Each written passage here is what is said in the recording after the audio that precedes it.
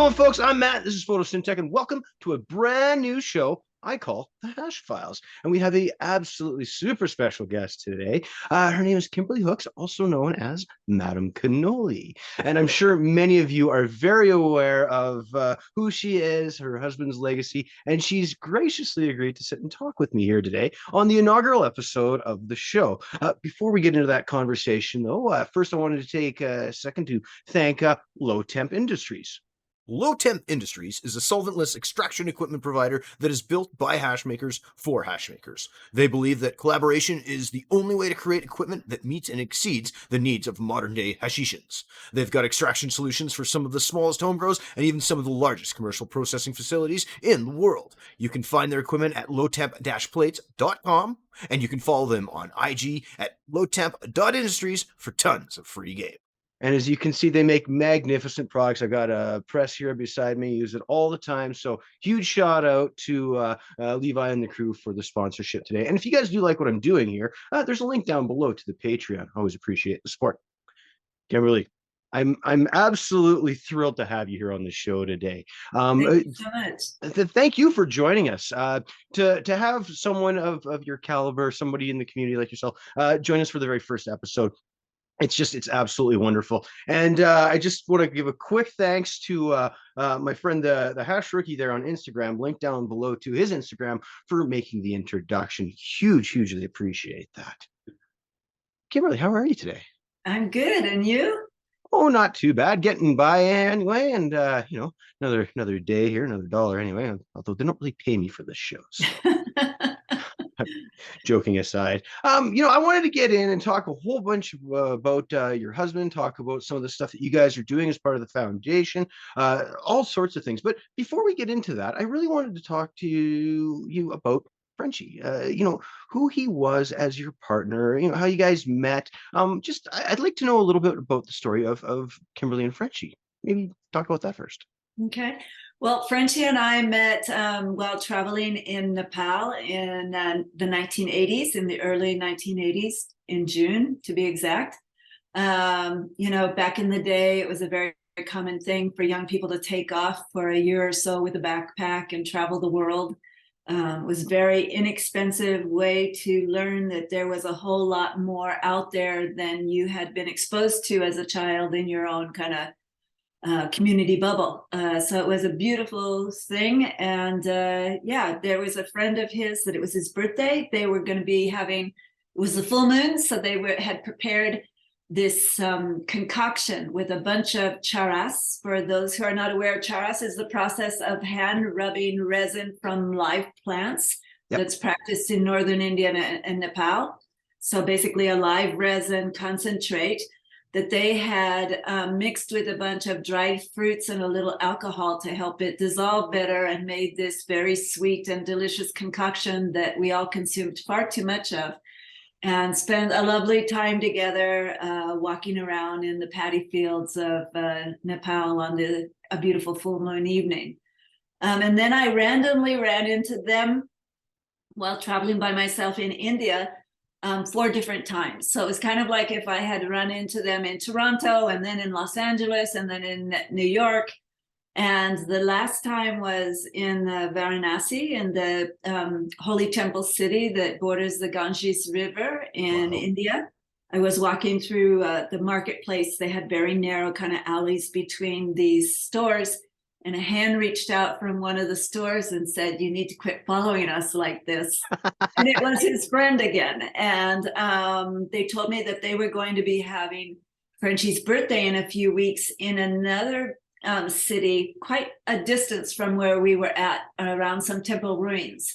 And if I wanted, I could meet them there.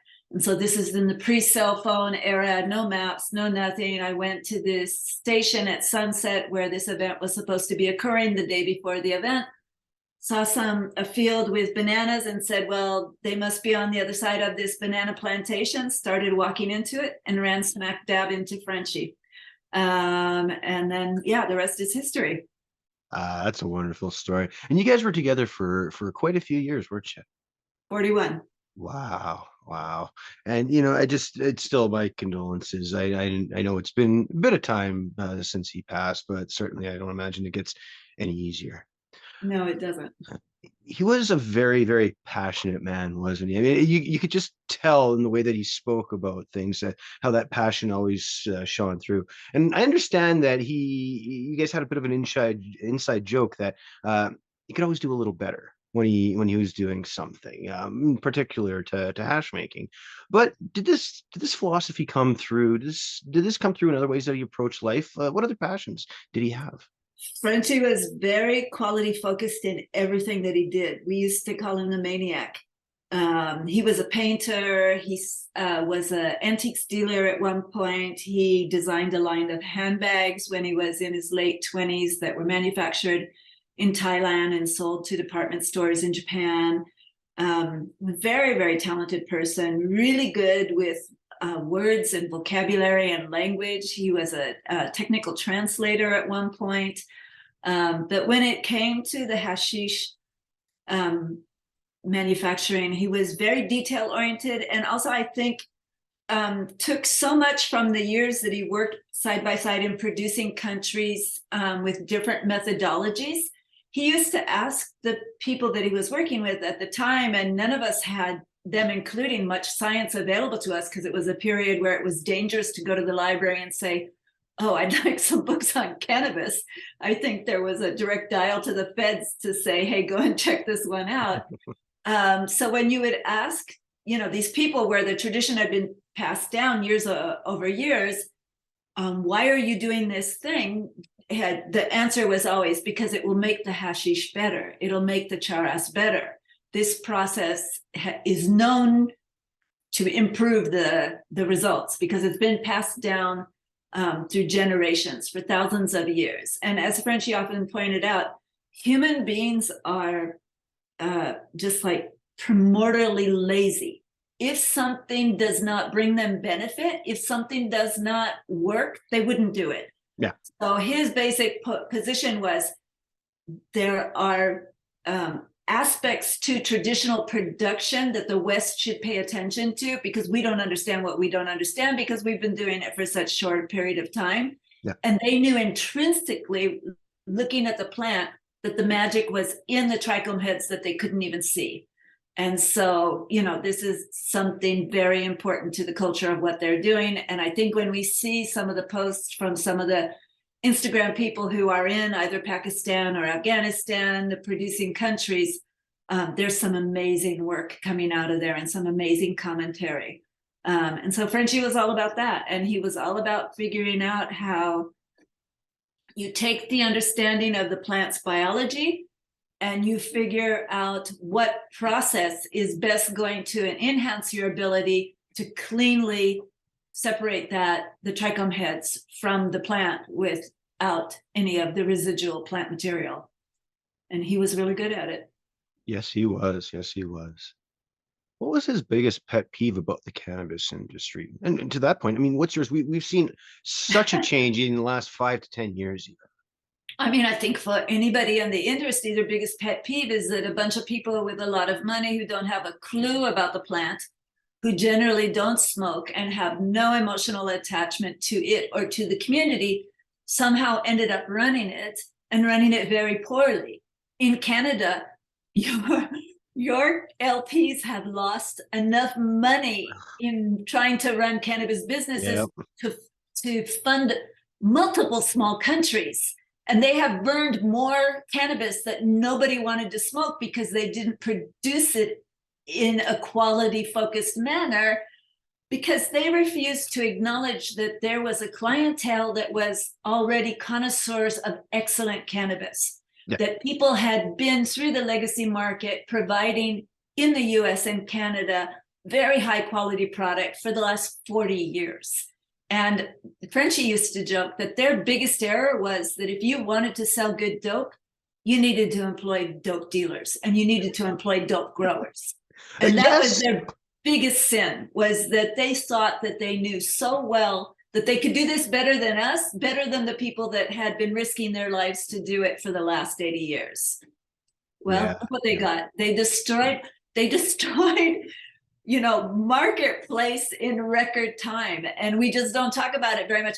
if anybody had done that with the tech industry or the medical industry or any other big business, I think it would be much more of a scandal. But with cannabis, I don't know, this is still a little bit the prohibition mentality around marginalization of the culture, marginalization of the consumption, which is just so stupid when you look at all of the science that's now available that shows, you know, how this endocannabinoid system that we have within our bodies that's made to respond uniquely to this one plant of all the plants on the planet, and in a very beneficial way, in a healing way, that should somehow still have a stigma and marginalization attached to it is just criminal.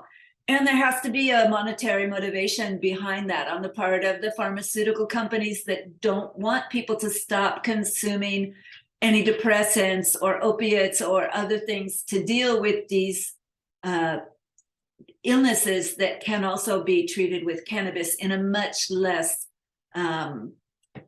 detrimental way. Oh, certainly, certainly. I mean, it's an absolutely powerful medicine. I myself am a medicinal patient myself, myself. That's why I grow, because I mean that's the thing. It's there for people to help heal, but you know it's gone recreational too because of the money aspect. But ultimately, what is cannabis to you, Kimberly? I mean, it's something that brought a huge amount of well-beingness to my husband over the course of his life. I mean, it's a beautiful community of people who thought outside what, you know, people have been fed as a kind of standardization of life model that is not, you know, one size fits all, that obviously doesn't fit all people well.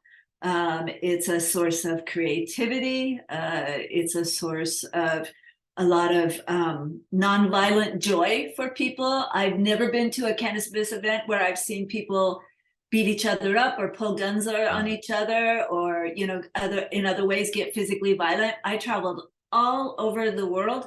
The only time I ever felt any danger was in Florida, where a drunk guy pulled a gun on me. Yeah. With no provocation, you know. So my position has always been, if you're, you know, and adults should be allowed to consume alcohol if they want, God bless. But, you know, give the equal opportunity to cannabis consumers. Make it possible to have social lounges where they can consume in peace, like they do very successfully in Barcelona and other places. That's the other thing that, you know, add to the pet peeve list, is that it's so challenging for people to be able to get together and to be able to consume in a civilized way. Oh, certainly, certainly, certainly. I mean, things are starting to change, but definitely not fast enough. And specifically, I mean, in the U.S., I mean, it's still not fully legal down there. We're enjoying the federally legal up here, so I mean, it's helping with that, and it helps, you know, foster more community and really allow people to talk freely about things, which kind of brings me to my next question. The Frenchy Cannoli brand, the website and whatnot. You got a bunch of stuff going on there, but I wanted to know a little bit about what the sort of the goal is and what this is going to be for the community long term. So Frenchy was always about the education. He always wanted people to understand that it's relatively easy to start your pathway of learning to grow the plants and to process them into hashish, you know, concentrate, which can be stored for years and years and years for the use of, you know, your family and your community. And so to that end, he had a series of videos made on the whole hash making process. There's a lovely group of people in Brazil who are involved in the film industry there that helped us put the subtitles to these videos. So now they're available in English, Portuguese, Spanish, French, Italian, and German. So that's really amazing. You know, it makes it much more accessible to a much wider audience. And then equally, we did a film before Frenchy's passing that we've titled Frenchy Dreams of Hashish.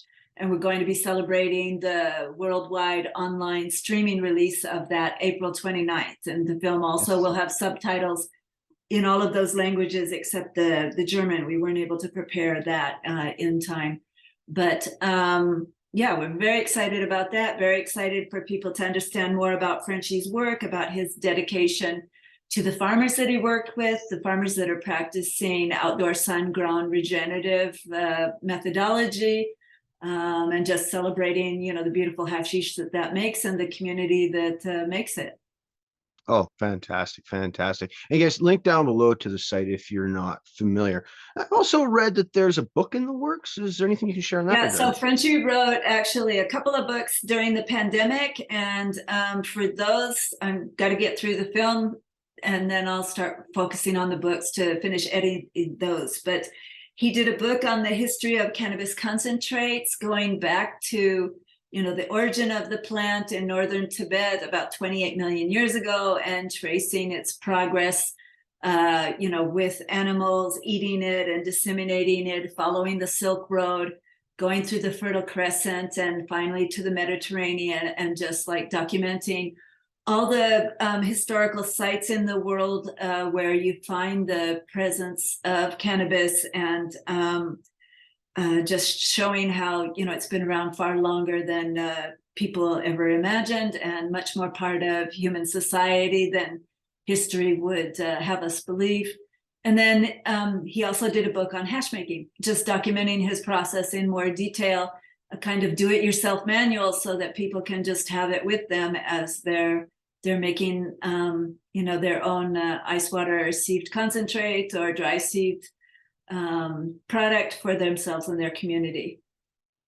Oh, fantastic. Yeah, and I've just started the seeding process myself, and what a technique. Oh, it works so well. You seem to be extremely knowledgeable about making hash and everything in that regard as well. Can you talk to me about what you think the industry is doing wrong in terms of concentrates, and really what you think what Frenchy, pardon me, would have said about it? So I don't know that it's wrong. I wouldn't classify it as wrong, but I think I would classify it as confusing. And Frenchy felt this as well. In terms of the lexicon that we have, the vocabulary that we have around hash making, or even just the term hash itself, there are groups in North America where they use this term interchangeably for almost every concentrate that can be produced, whether it be a solventless concentrate or a concentrate made with a solvent. And so I think this is very confusing for those of us with, European background and roots, where when we talk about hash, that's very much this product that has been coming overland to Europe for, thousands of years. And it's the sieved resin of the cannabis plant that is pressed together with a source of heat and pressure to create a mass. And this resulting dark mass of resin is traditional hashish. Right. And for the longest time, what we had in Europe was dry sieved material that was coming out of traditional producing countries like Afghanistan, Lebanon. More recently, Morocco, they only got that tech in the late 1960s with the hippies, but they've excelled at it and now kind of control the world market, or they are the major player in the world market. So I just think, having, and Frenchy tried to do this, he made a chart that looked at the vocabulary that you might use associated with the process to produce the product. So while we call this sieved and pressed resin product hashish, we don't call the one that you create by caressing the live plants and getting the resin stuck on your hand and remove it from your hand hashish. We call that chas. Right. To differentiate, and it's differentiated by the process used to produce it. So I think we just need, collectively, to look at the various products that are available on the market and have clearer terminology. Because right now, when you talk about hash, for many people, it's almost like using the term dairy. Yeah. But if I were a commerce and you were a dairy manufacturer and I ordered yogurt from you and you sent me ice cream, I'd be like, dude, what the hell? So it's kind of like, yep. And I see this a lot. I still maintained Frenchy's Facebook educational group, and people will post photos of their hash and it's rosin. And I'll go to them and I'll be like, that's not hashish, that's rosin. You pressed it. And they will say, well, but hash is pressed. And I need to explain, like, there's pressing where the matrix remains, the cellular material remains with the product. That's traditional hashish. And then there's pressing like you would do with the machine that we can see behind you. Yep. That presses the juice, if you will, the resin, the oil out of those trichome heads. Your goal is to leave behind that cellular membrane, to leave behind any plant residue and have just that pure resin left, just the pure oil that was inside. That's rosin. Those are two vastly different products. I cannot tell you how many times I have been beaten up by young men in the cannabis community for refusing to agree that they're both hash.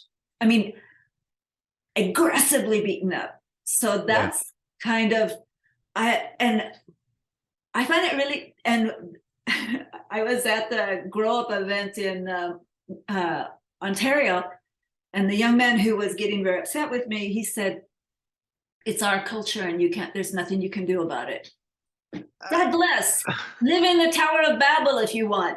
I don't care. I'm just trying to say to you that as somebody who's trying to, talk to you in a very authentic way, you're mixing me up. If you're calling both those products that have a very different process the same thing, I don't understand it.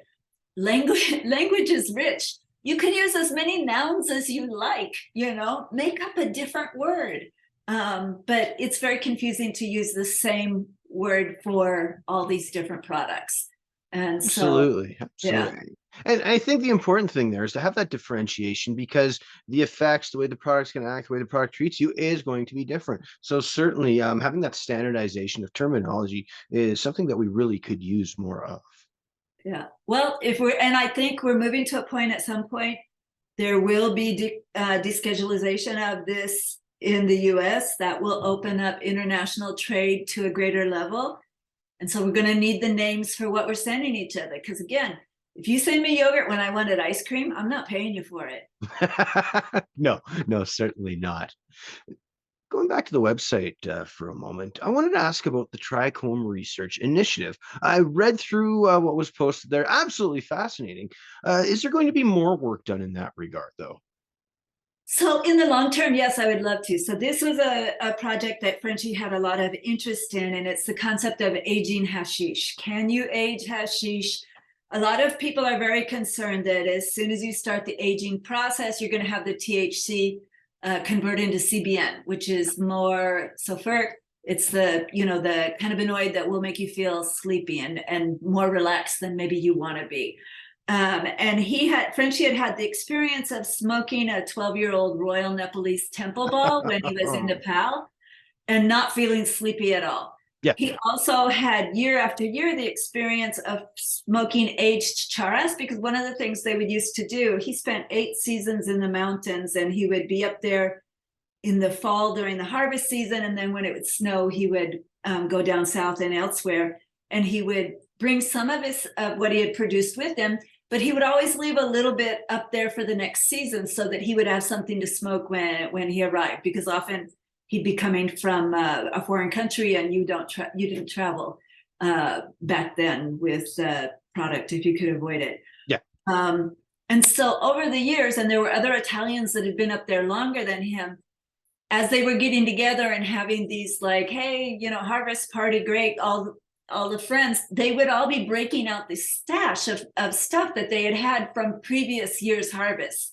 And as time went on, it would be like, oh, this is the stuff from 5 years ago, and this Italian has stuff from 10 years ago, and this one has it from 15 years ago. And the quality was still there. This stuff was being buried year over year, so the temperature was very well controlled. And it just really stuck in his mind, this idea that even not only was the quality maintained, but like a fine wine, in some cases it became smoother, the nuance of flavor became more developed. And Frenchy had a very, very good palate. His grandmother was practically a cordon bleu cook. And so when he came to the West, this was something he wanted to explore. And ultimately, we ended up doing a 6-month series of tests with High North Lab in the Toronto area, and looking into kind of the basics of what happens to help us develop a protocol for further studies, which would include a longer time frame and more levels of temperature. So, but all of this testing costs a lot of money. Yes. So that's part of something that in the long term I'll fundraise for and hope to be able to do for a couple of years. It's absolutely fascinating, and it's so wonderful to start really seeing the level of science applied, and the results were absolutely fantastic. So again, guys, check out the link below to the website there, and I encourage you to give a read up because it's absolutely fascinating results. I want to talk about some of the classes that Frenchy put on, and something struck a note to me. I was watching your interview with Chad Westport the other day, and also shout out Chad, appreciate you, brother. You talked about the very first course that he put on and how it didn't go so well, and that you sort of stepped in afterwards to help Frenchy focus on being Frenchy. Can you talk to me about what this meant and how this went? I mean, largely the problem was that the person organizing it had very little experience in that area, misused the funds, didn't give us our part, and so yeah, we got rid of her. But also, it was, you know, for Frenchy, it became a good reflection on how do you share information to people who don't have the same background as you, because Right. one of the challenges, you know, you often find this like when you study an instrument or something, and if you study with somebody who's at a very, very high level, they'll have a hard time coming back down to new user status, because they can't even remember what it is to not know what you don't know. And so Frenchy really understood that and really looked at, and that's where he really started dissecting the process into its, you know, most simple elements, but the critical things that somebody would need to understand to do this correctly. That's why so many people, it's amazing. We've had people who have become excellent hash makers, excellent Frenchy style hash makers, just by watching that first washing video. And they told me that they would watch it over and over. Each time they would watch it while they were doing their washes and pick up the new nuances of what he was explaining until they got to the point where they were very proficient at it themselves. Yeah. You know, so I think it was a learning curve for us, and it was also about not letting somebody take advantage of Frenchy. And Frenchy was a very generous, kind soul. And there have been any number of people who have tried to do that, and I've just had to step in and ask them to back away a little bit. Fair enough. Fair enough. So, what about continuing the education and bringing that forward? Are there plans for any new videos, any other individuals to come in and kind of take So Frenchy take it had on? two apprentices. Yep. He had one, Laura Bell, who goes under the IG handle of Cherry Blossom _Bell, who Yep. lived and worked with Frenchy for 7 years. His primary apprentice, she's now director of operations at Heritage Mendocino. Yes. And she and I do workshops, and she also does workshops on her own. So people, if they really want to learn, they should follow Cherry Blossom _Bell's IG account, because she does post when she has upcoming workshops to her account. He has another apprentice who goes by the IG handle Canna M Gardens. She's not actively teaching yet. She's a little shyer, but excellent online content. You can learn a lot just by following her work. When you look at her work, what she's doing now, sometimes it's hard to not imagine that it's not Frenchy's. It's just amazing. Beautiful, beautiful work. So I think as like 2 starting points, those would be great starting points for additional educational content. Fantastic. Fantastic. And definitely go check that out. We'll put links below as well. Going forward, it certainly seems, I mean, you're doing everything that you can to preserve his amazing legacy, documentary, the website, book, great examples. What can we as the community do to help with that in that regard? I mean, I think in the near term is to share the word about the film being released online. Part of what we're doing with the film, the film is a celebration of the farmer and of the quality of genetics that they provide. Frenchy always used to say, I don't make the quality is given to me by the farmers. I'm only as good as the people that I work with. So we really want as many people as possible to see the film, to become aware of the message, to understand that cannabis farmers, cannabis producers are not, the evil scum of society, as was, kind of previously suggested, that these are good people with families trying to make an honorable living, working with a beautiful plant product, and they should have the respect of any other person who grows an agricultural product that's a benefit to their neighbors. And they are definitely a benefit to their neighbors. And they've kind of set the bar for quality. And this is what we should be paying attention to, not to a bunch of people who learned how to make money in the stock market and we're looking for a profitable investment, which is, God bless, but clueless in terms of actually working with the plant.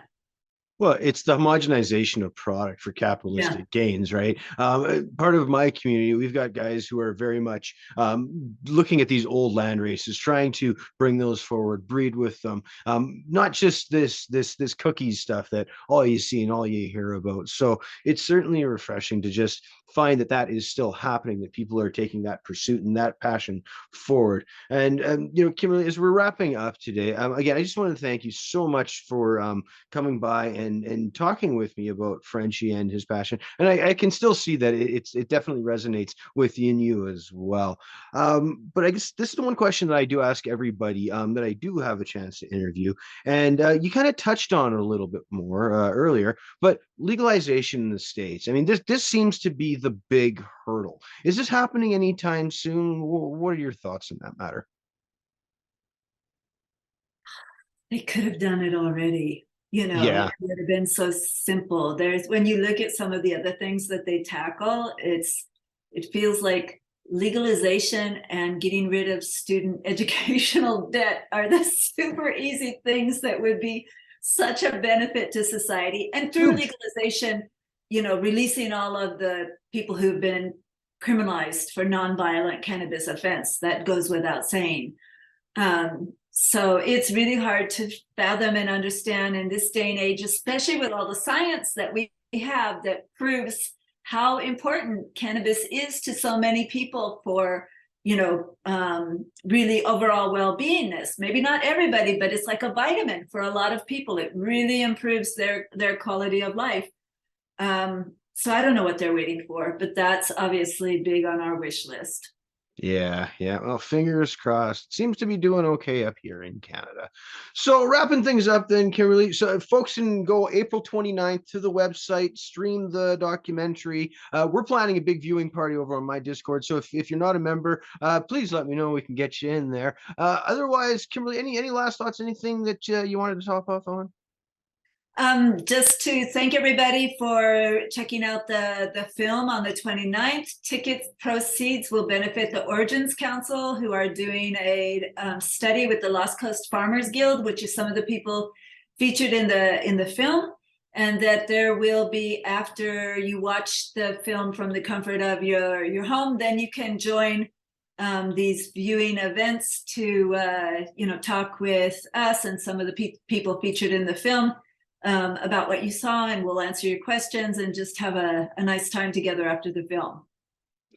Great things to look forward to. So there you go, guys. Links below if you need to find out more. And Kimberly, again, thank you so much for stopping by today. My pleasure. All right. Thanks a lot. And we're out. Can I just mention? Oh, sure. You mentioned the Discord viewing party. You're not screening the film on Discord, right? We had thought about it, but is that not something? No, that's illegal. Sorry. You can't do that. We're only allowing in-person screening where the person has bought the ticket and then they're selling tickets, and proceeds from those tickets, part of it is going to the Origins Council to benefit the study that we're doing, and the other part is to help cover the expense of like renting the space or providing food or doing whatever. But the film is not available for free viewing at this time. Good to know. Good to know. We'll make sure that we get tickets for that and everybody signs up properly then. Hey, Kimberly, thanks for clarifying on that. Absolutely. Okay, thank you. All right. Thanks. And one more time. Well, we out. Bye-bye.